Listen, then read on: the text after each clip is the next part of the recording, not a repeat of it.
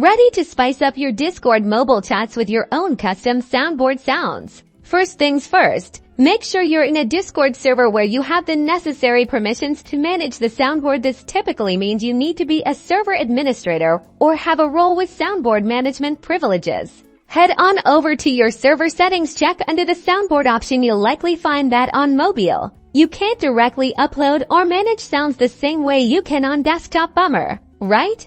Here's the workaround. You need to use the Discord desktop app or the web version on your computer to initially set up the soundboard with your custom sounds. This is a one-time setup. Log into your server from your computer.